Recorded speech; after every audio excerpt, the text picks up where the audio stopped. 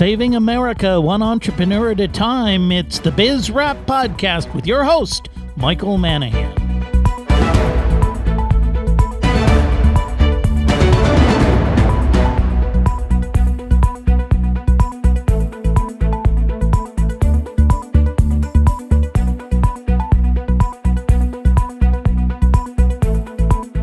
The show that celebrates small business and entrepreneurs, it's Biz Wrap Radio with your host, small businessman, educator, and author, Michael Manahan.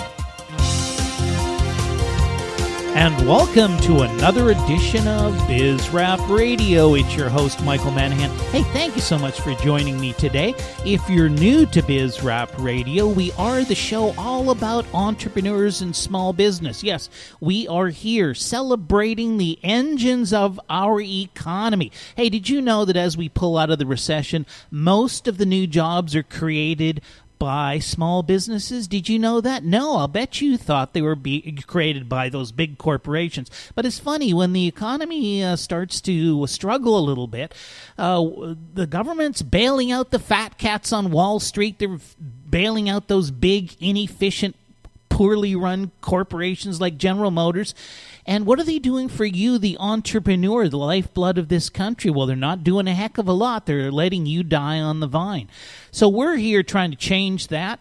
Right now, in the United States, the small business is struggling, not only from extreme over-regulation on the part of the government, but also the government has done everything possible over the last 30-some-odd years to choke off the flow of capital to small businesses. And by the way, a big cohort, if you will, in that process were those guys on Wall Street, because they don't like all the little guys out there. They want to crush them. And so that's the situation we have in the United States. It's tough, it's challenging, yet if we don't encourage entrepreneurship, if we don't get small business moving, our economy will never perform the way it is supposed to perform, regardless of what magic wand the boys in Washington wave around the room. It's you and me, brother. It's the small businesses of America that are driving the economy, hiring the people, and taking care of our fellow citizens. And of course, I'm a big believer in profits. You have an obligation as a small business person to make a profit. You have an obligation to take care of the people who work for you. You need to take care of your family. And if you have money left over than that, you need to take care of your community. And you know, it's funny, but if you look at small businesses, a lot of them do really get actively involved in the local community. And it's not like Coca-Cola when they sponsor the local 10K run. They're doing that for advertising. But the local small businesses, they sponsor the Little League team. They sponsor the local, school events. I mean, they really do get involved with the community.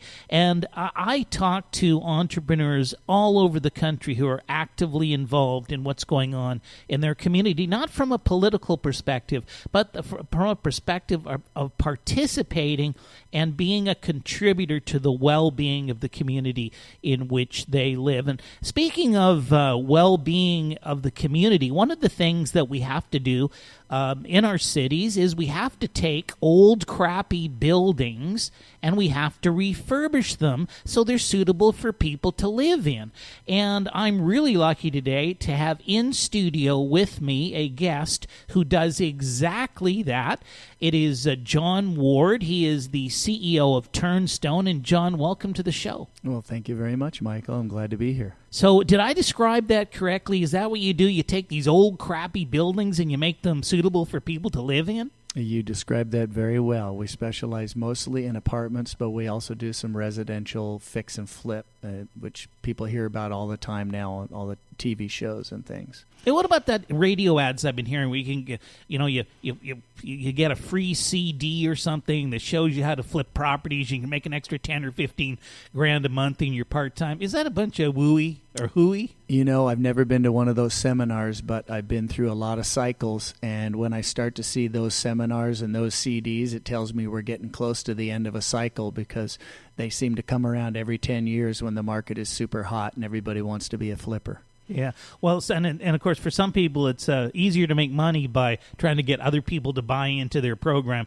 than actually going out and doing it themselves. Reminds me, some years ago, before the last recession, I knew a gentleman that was in the mortgage business, and rather than initiating mortgages, what he did is he put on training seminars. He would go around to hotels and put on training seminars for people, teaching them how to get into the mortgage business. And of course, he would have these, I don't know if they were even real, he had these checks where he showed he got commissions of $50 and $75 and $100,000 a month, and he had people lined up. And then when the recession hit, overnight, his seminars, there was absolutely nobody in them.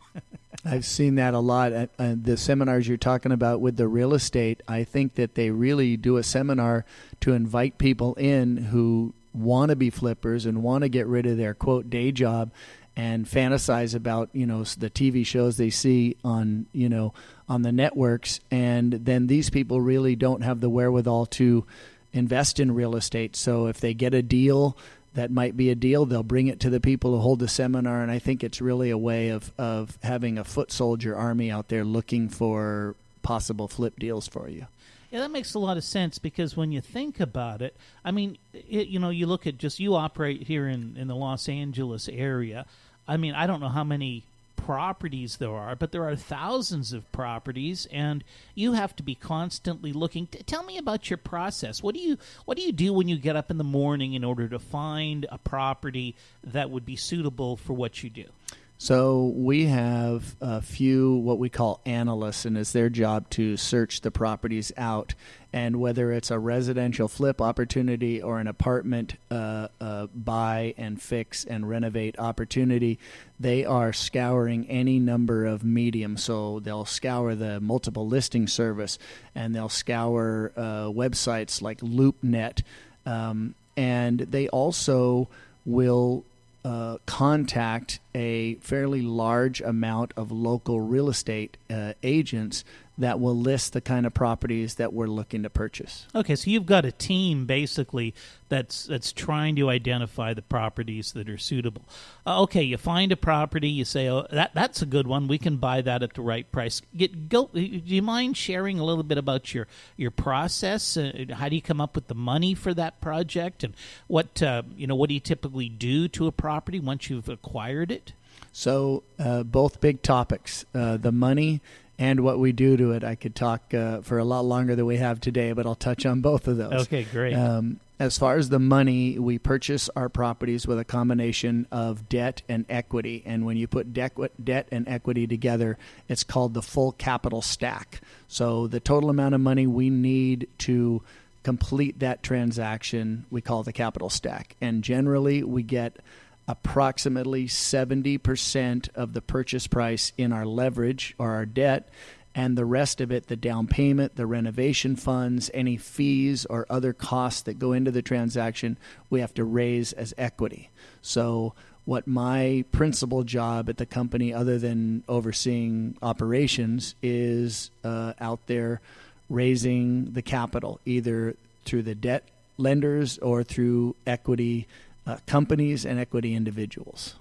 So if you need to raise equity for a particular project, you need, I don't know, $500,000 in equity to close on this apartment building. Who are the sources? Where do you get the money from? Like in general, are they individuals? Are they institutional investors?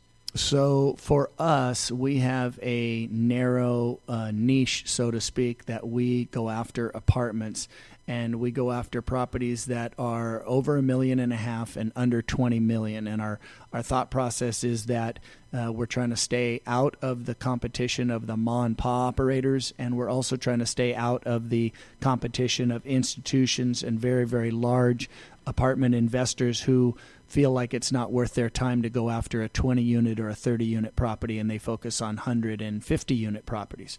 So for us, we are raising equity checks somewhere between $800,000 up to $4 or $5 million.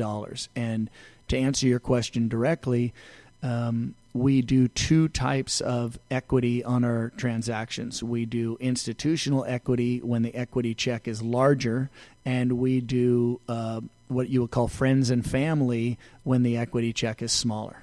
Okay, well, that's great. So you work with both institutions and friends and family. Now, I'm going to ask you a question, but I'm going to hold this question over to our next segment, because this is a really important question, and it is really relevant information for companies who are out there listening right now, or entrepreneurs who are out there listening who might be looking for money. And I think we can talk more about it than what we've got left here, which is about 45 seconds in this particular segment, so I don't want to shortchange it. If you just joined us, it is BizRap Radio. I'm your host, Mike Manahan. I'm here with John Ward. John is the CEO of Turnstone. They are a property rehab company. They'll go in and purchase multifamily residential properties, fix those properties up, then either sell them off or rent them out. But we're going to be back with more on BizRap Radio right after these messages.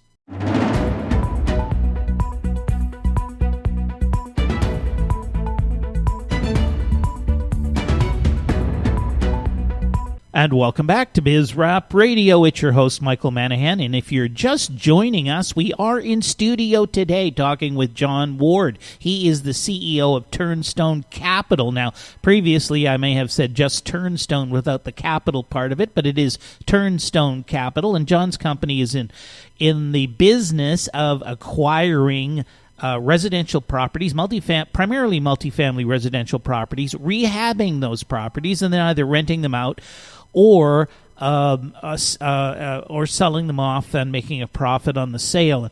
And I started off the show by talking a little bit about rehabbing properties and how important that is. I don't know what it is. I've traveled around the world to many different places, and I see many places in Europe are an example. It doesn't matter how old the buildings are. So many of them they're in excellent shape. You walk into a building that's 300 years old, and it's modern inside. It's in excellent shape.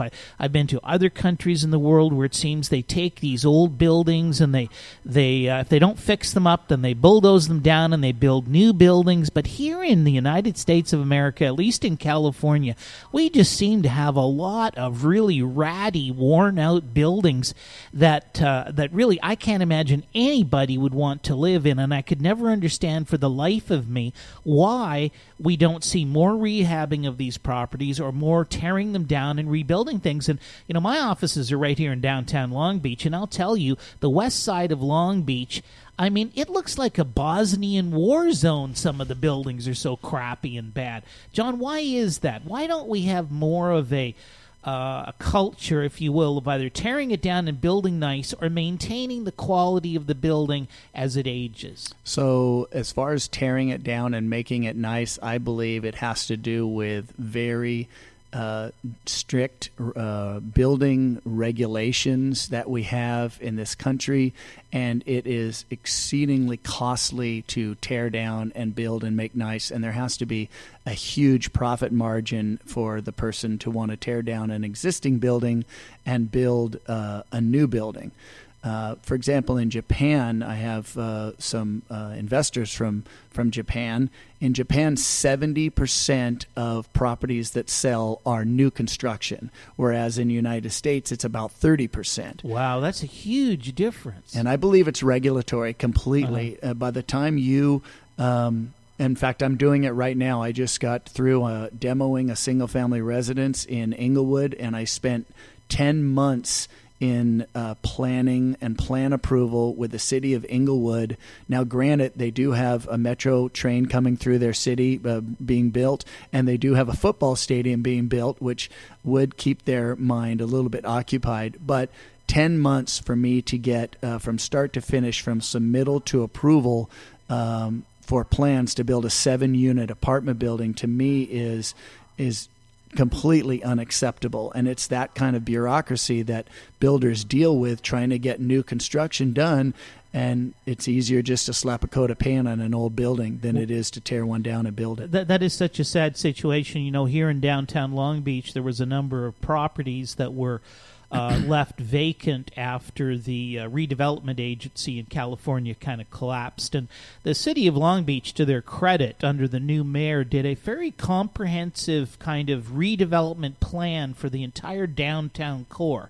These 3 properties were all sold to developers. They are right now vacant lots. I mean, blighted vacant lots. One of them, I think, is a hole in the ground because they actually tore down a building, so they had to kind of dig it out of the ground, and now it's just a vacant hole in the ground. Developers purchase the properties. They're all ready to get the shovels out and start digging and what have you, and every one of them now is tied up in a lawsuit. So, I'm actually very thankful for this situation because my whole business model is based on the fact that any building you see, or at least 99.9% of any building you see in LA County, is mostly luxury. Downtown LA in South Park, they're expecting to have 7,000 luxury units come on the market in the next year alone. Century City, 2 towers, be the 2 tallest towers in Century City, luxury units. Playa Vista, luxury. Santa Monica, luxury. Culver City, luxury. And it goes on and on. But in the areas where you and I live, in the marketplace, in where the people are, there's almost no new construction going on. And what's worse is that the developers who do buy apartments in these areas, they, like I said, slap a coat of paint on it, reglaze a bathtub, and clean some old shag carpet, and then say, okay, come rent my unit. And we do a little bit of a different model. We completely modernize the building, whether it's a 5-unit or a 40-unit. We come and put smooth stucco and wood products and metal products on the fascia, and we do really, really extensive interior modernization where we literally rip out every appurtenance and make it brand new looking. And it gives the tenant the feel of actually living in a brand new building. Might not have new 2x4s, but everything they can see, feel, and touch is brand new and looks completely modern, and it gives that tenant the experience that they otherwise wouldn't have in their neighborhood. Wow, that's amazing. And that is actually really a great service to the community. So I want to get back to the money raising because one of my experiences with entrepreneurs and business people is, and bear with me on this for just a moment, but is that they very quickly get frustrated and perhaps even want to give up on the money-raising side of things because it is not an easy process. And, last week I interviewed a gentleman who over 5 years has raised a couple of $1 million. He's gotten about 10 investors in his company. He swears he's talked to about 400 people about his company. And I've got other people I've talked to who've told me, they met with 10 or 15 people, didn't get any money, and they're all pissed off they can't raise their money. But first of all, how many, if you don't mind sharing, how many investors have you actually tapped into, say, in the last 5 years? And how many people have you actually talked to about what you're doing that could potentially have been investors? So I've talked to thousands of people. I spend 70% of my time raising money. I am in 3 different networking groups. Someone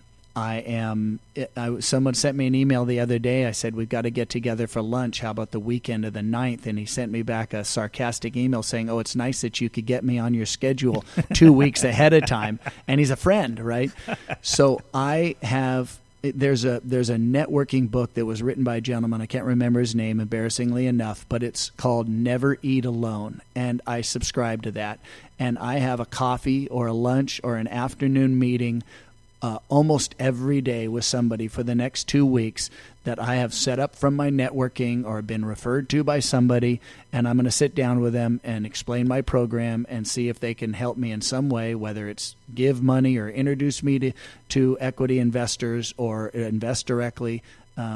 That's what I spend my time doing. Now, do you ever get a little bit cynical? Because I know I'm a person also who I don't network as actively as you do, but I meet a lot of people, and I from time to time I'll meet somebody and I talk to somebody else, say, he's a waste of time, it was a wasted meeting, and they're all negative about the fact that they didn't get what they wanted out of a meeting. Do you ever get kind of cynical about meeting people? Cynical, no. Frustrated, absolutely. I mean, we're human beings. What do they say now? That if you don't get to somebody within the first 5 seconds, you've lost their interest, and we're all guilty of this instant gratification, and raising money is not instant gratification. Raising money, if you look at that bell curve where the line goes right along the baseline and goes along the baseline and then slowly begins to go up at the very end, well, you've got a lot of baseline in fundraising where you get zip, nothing, doors closed, phones slammed, and you get nothing until gradually you get a little traction and a lot of what I'll call heartbreaks, where you meet with someone and you think, oh, this is it. We got it. We can fund everything. And then, oh, well, they have this criteria or that rule, and then they don't work out. And it's a grind like anything else. Like, I'm going to drive to New York. I'm going to start and I'm going to head west from the West Coast. And there's a lot of stoplights and a lot of punctured tires and a lot of problems between here and New York. But if you're committed, you get there. And that's, I guess, all I can say. It's kind of like, what is it, turning over enough stones or something like that. In case you've just joined us or you joined us midway through the program, this is your host, Mike Manahan. It is BizRap Radio. I am talking with the Chief Executive Officer of Turnstone Capital, Mr. John Ward. John is in the business of acquiring multifamily properties. And, John, just very quickly, before we go to commercial break, if somebody wants to contact you, how should they do that? They contact me at www.turnstonecmg.com or john@turnstonecmg.com. Okay, and with that, we will be back with John Ward, CEO of Turnstone Capital, talking about multifamily residential properties right after these messages.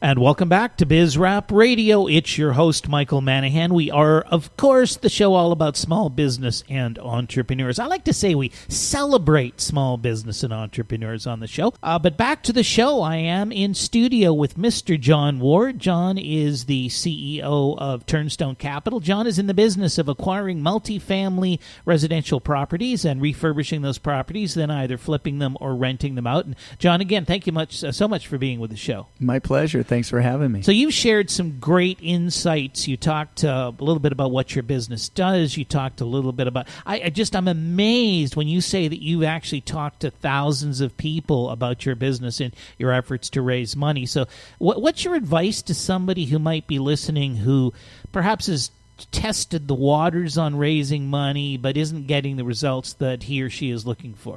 You know, I think that a person should get out and hit the networking meeting, road, so to speak. So I am in a networking group called Provisors, which is a group of trusted advisors, and there are CPAs, attorneys, human resources, every kind of profession that you can have, and they all get together for meetings. And I do that regularly. I'm in another group called Opus, which is more of a networking for family offices and investment bankers. And those are groups that I believe where people can refer people for my business, right? Mm-hmm. Equity investors for my business.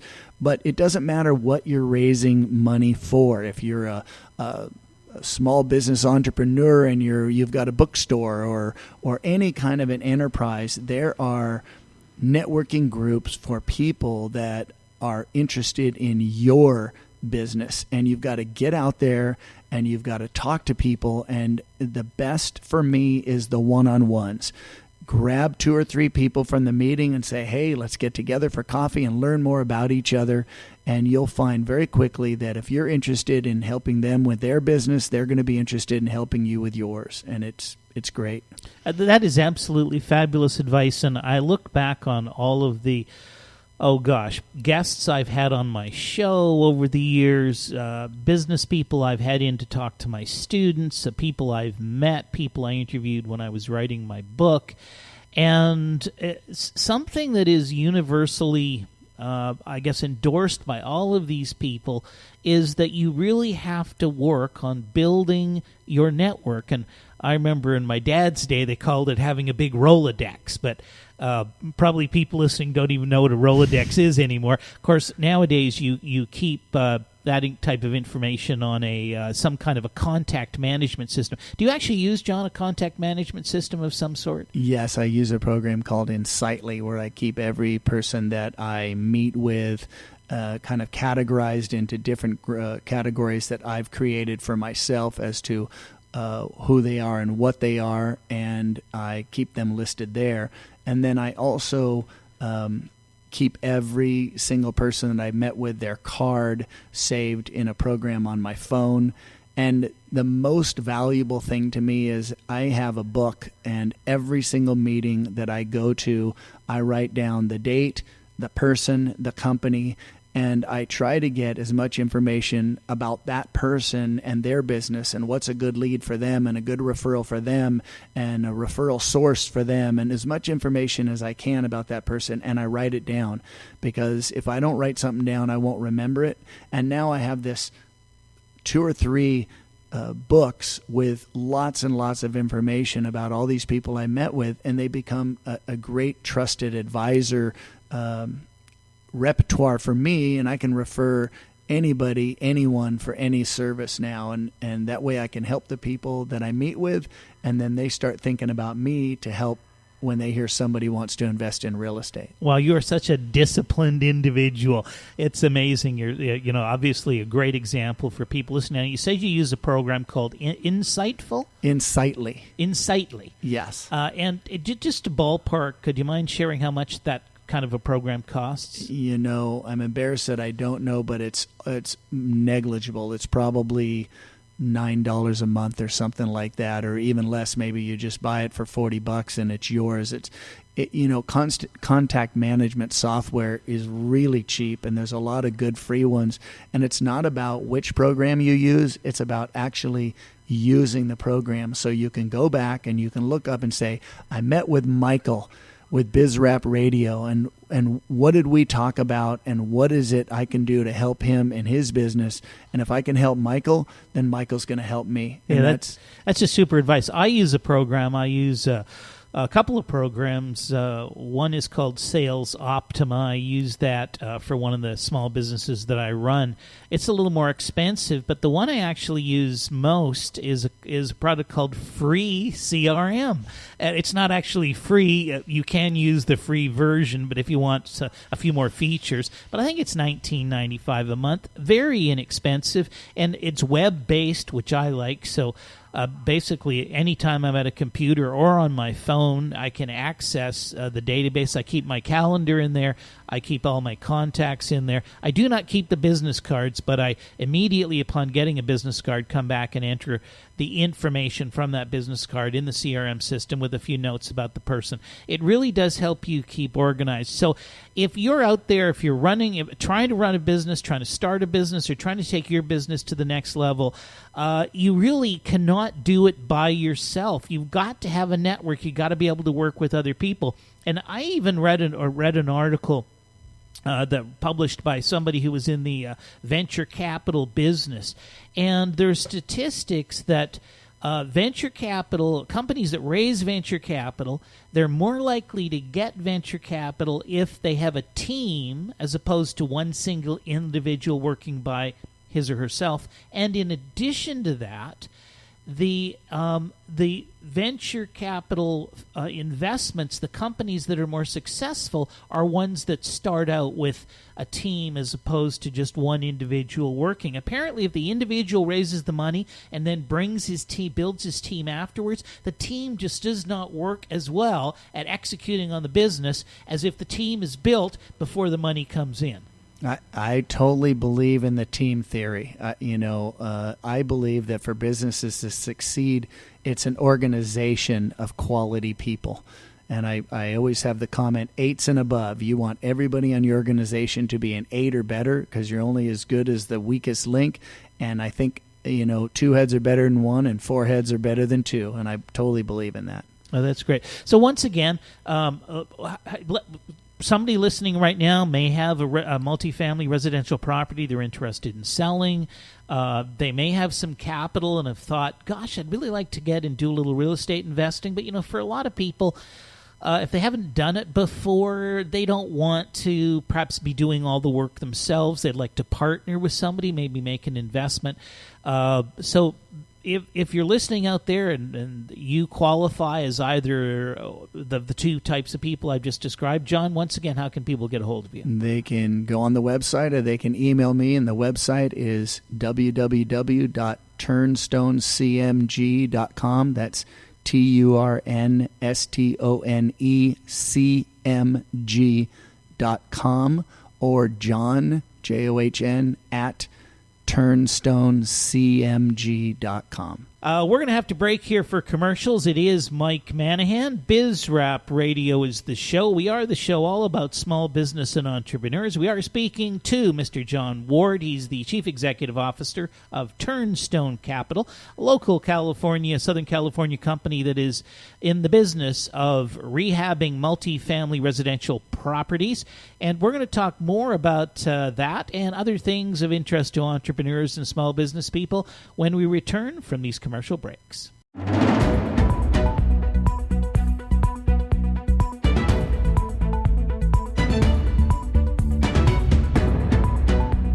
And welcome back to BizRap Radio. It's your host, Michael Manahan. We are, of course, the show all about small business and entrepreneurs, and today we are in studio talking to Mr. John Ward. He's the Chief Executive Officer of Turnstone Capital, a company that's in the business of acquiring multifamily residential properties and rehabbing those properties, then either selling them or renting them out. And again, John, once again, thank you so much for being on the show today. No, thank you for having me. Appreciate it. We've just been talking about some great stuff, and you had a little tip for me during the break, but I want to share with the audience. You mentioned a product called Evernote. Evernote. I've never heard of it. What does Evernote do? I was at a networking event, and I exchanged cards with a guy, and a few minutes later I walked up into the hallway, and I got an email from him saying, here's my contact information. And then at the bottom of the email, it was attached and it said Evernote. So it is a program you download into your smartphone, and someone hands you a business card.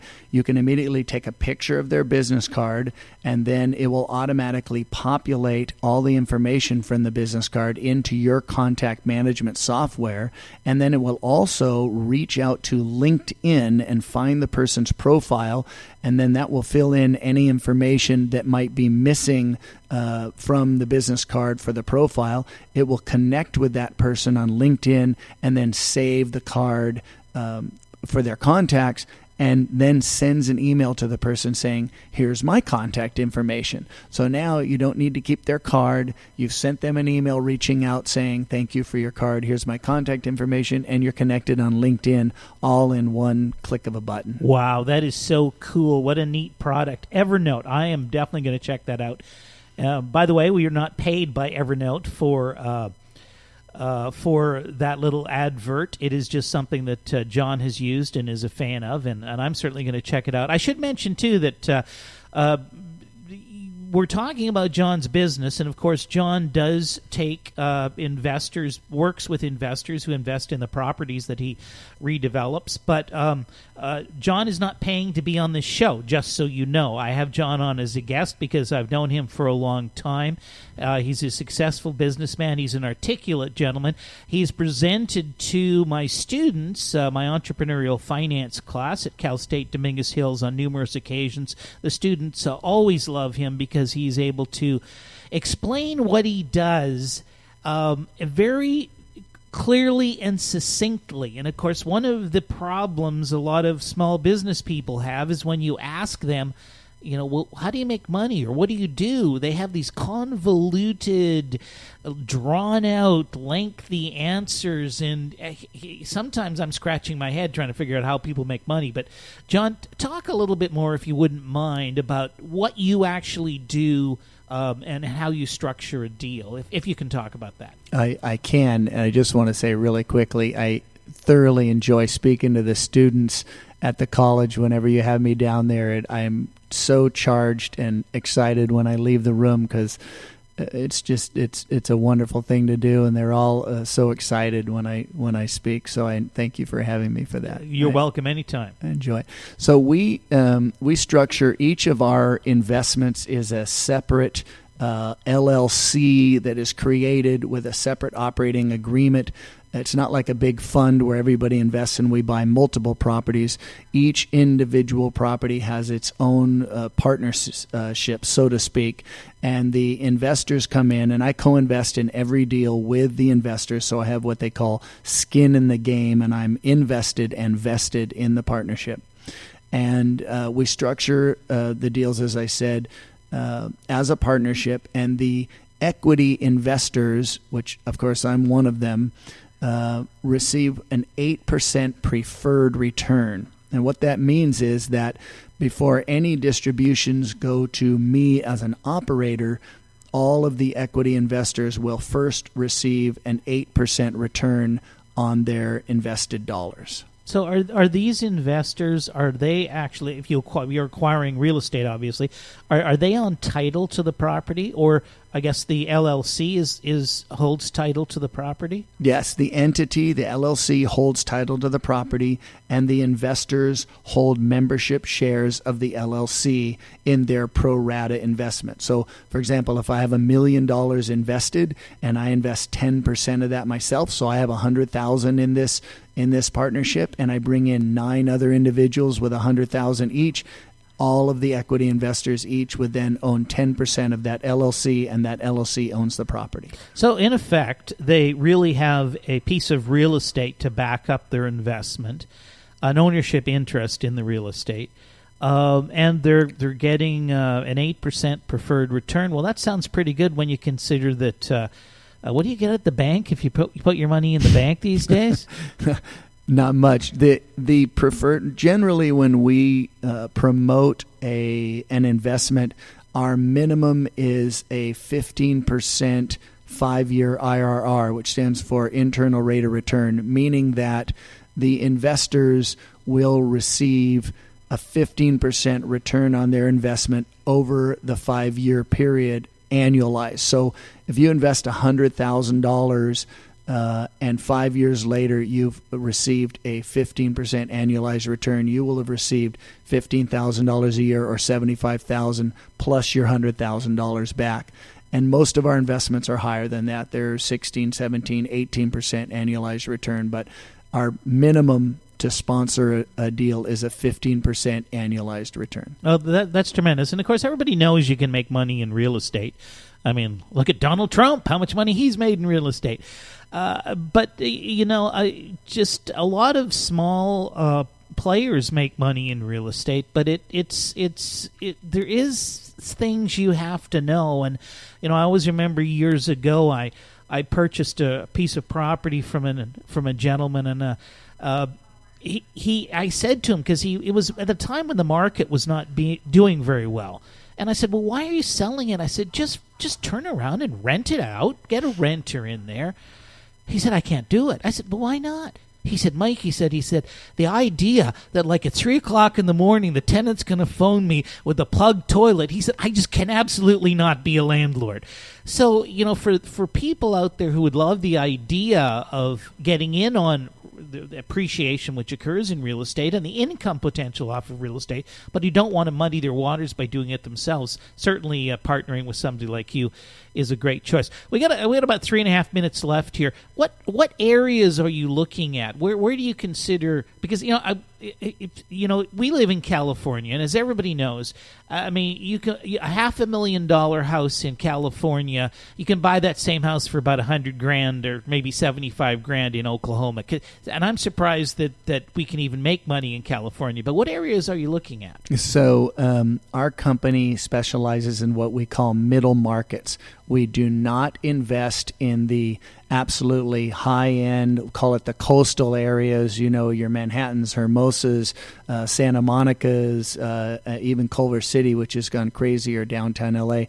I would call those the upper markets. And we also don't invest in the we'll say South Central L.A., which we'll call the lower end of the market. We try to stick in the middle end of the market. Your Inglewoods, Hawthornes, Gardinas, Lawndales, up the 710 freeway, Southgate, Huntington Park, Cudahy, those cities. I like the middle. I love Long Beach, by the way, where we're sitting right now.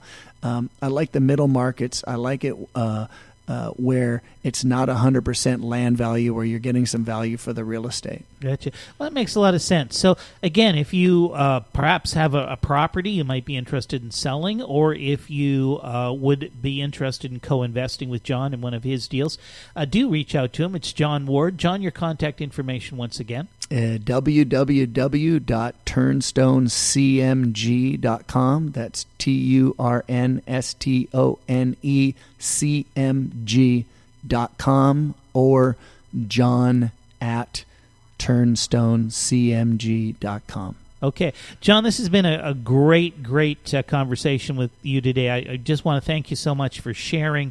I think anybody listening out there is just going to be very impressed by the knowledge you have and the ideas that you've kind of fostered here. If you're an entrepreneur and you were listening today, you should have come away with at least 4 or 5 great ideas about how you can be enhancing and building your business. So, John, once again, thank you very much. Well, thank you, and thank you for supporting small businesses. Not a problem. You know, here at BizRap Radio, we believe that we can fix the United States of America through a fundamental concept that individuals pursuing their own economic interests in free markets will create more prosperity for more people than can ever be achieved through government regulations and a planned economy. It is Mike Manahan, your host, BizRap Radio. And hey, if you want to be on the BizRap show, BizRap Radio show, send me an email. Let me know. You might just be the next John Ward and a guest on our show. That's it for this week. Thanks for listening. We'll be back again next week with another edition of BizRap Radio.